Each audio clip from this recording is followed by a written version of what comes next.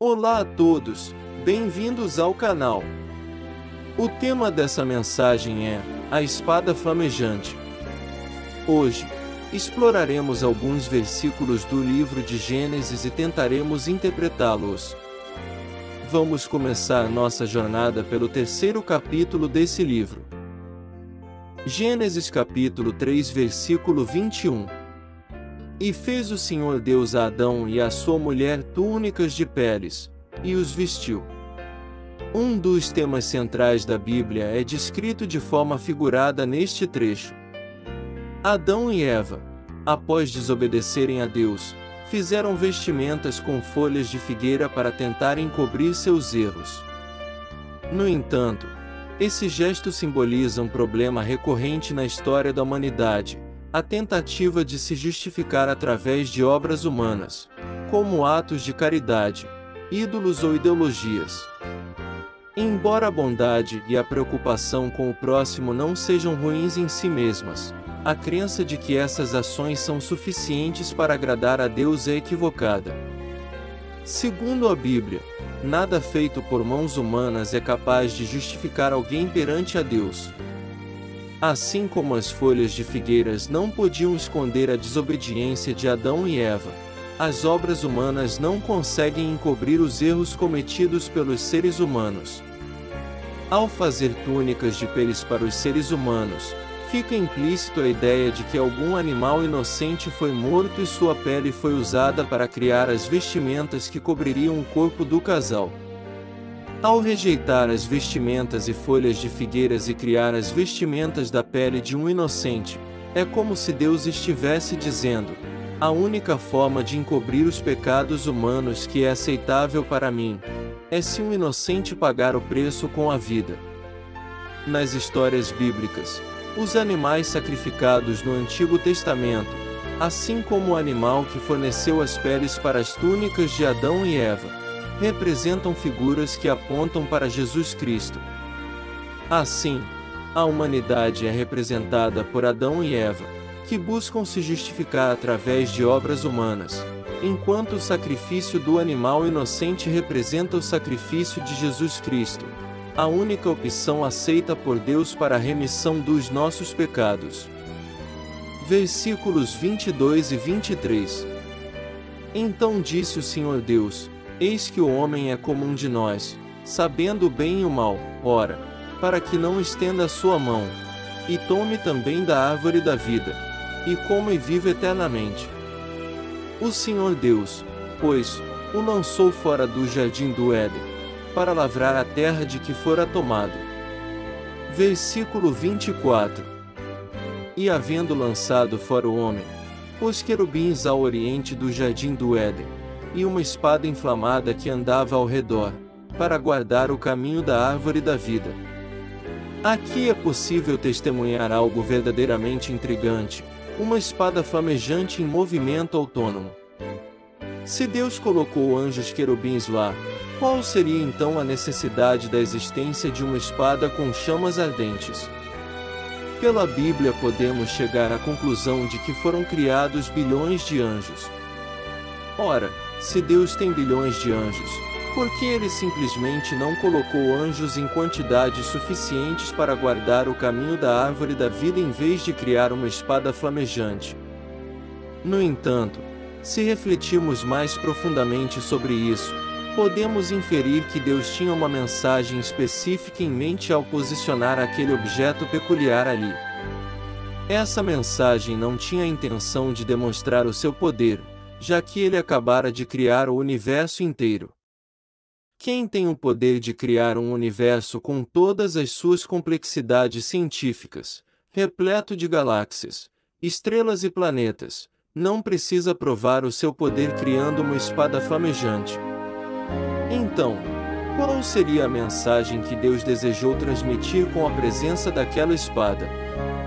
É importante percebermos que o trabalho de guardar o jardim, que antes era responsabilidade de Adão, agora passou a ser responsabilidade dos anjos. Isso mostra que Deus não depende de nenhum homem para realizar suas vontades.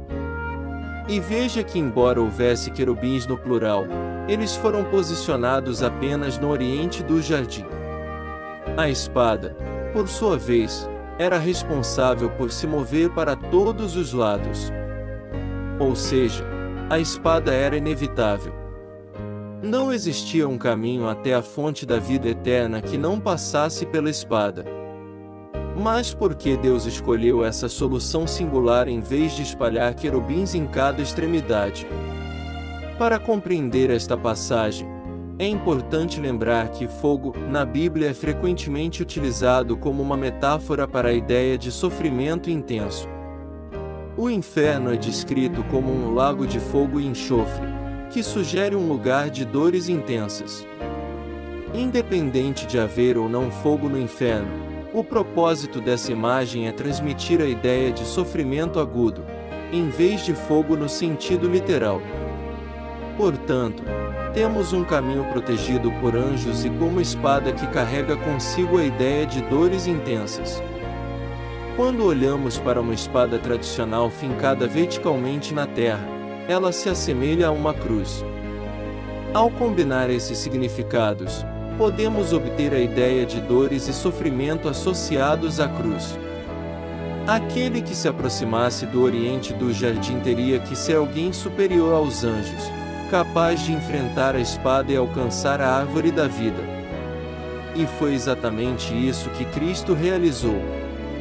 Ele se fez homem, nascendo em Israel, o jardim de Deus, no oriente da terra. Na noite anterior à sua crucificação, Cristo estava no jardim do Getsêmani, porém não experimentava as delícias que Adão desfrutava no Éden. Em meio a dores ele orou ao Pai, conforme registrado em Lucas capítulo 22 versículos do 42 ao 44, dizendo: Pai, se queres, passa de mim este cálice, todavia não se faça a minha vontade, mas a tua. E apareceu-lhe um anjo do céu, que o fortalecia. E, posto em agonia, orava mais intensamente. E o seu suor tornou-se como grandes gotas de sangue, que corriam até o chão. Observe que nesse episódio também se manifestaram os elementos, jardim e anjo. Contudo, a função do anjo ali era de confortá-lo, já que Cristo iria enfrentar as torturas e a cruz, simbolizada aqui pela espada flamejante. Como mencionei anteriormente, flamejante denota dor, mas, no caso de Jesus, o significado é ainda mais intenso, pois, antes de chegar à cruz, seu corpo havia sido dilacerado pelos açoites, e todas as feridas e torturas devem ter provocado uma febre e um aumento da temperatura corporal graves. Ele estava, figurativamente, ardendo em dor, e daí o termo flamejante.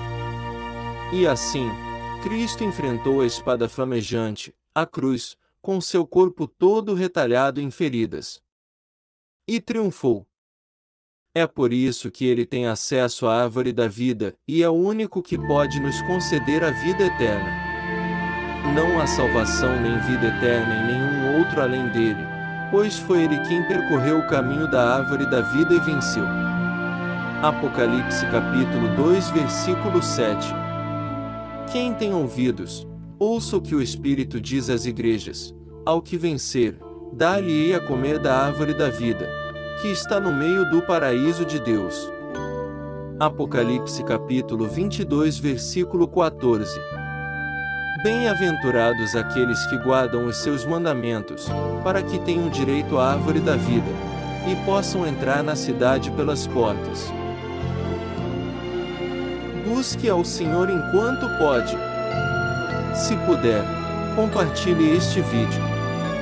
E caso queira ajudar este projeto, doe qualquer valor para o endereço de e-mail abaixo.